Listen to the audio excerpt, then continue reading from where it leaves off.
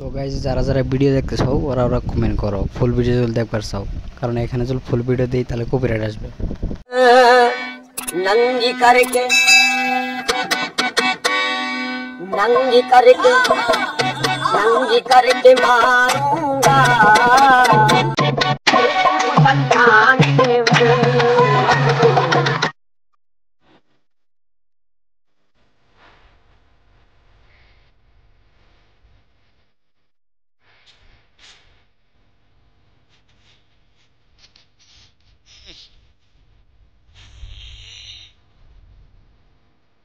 আমার দুয়ার মধ্যে খাই জইছে আহা আহা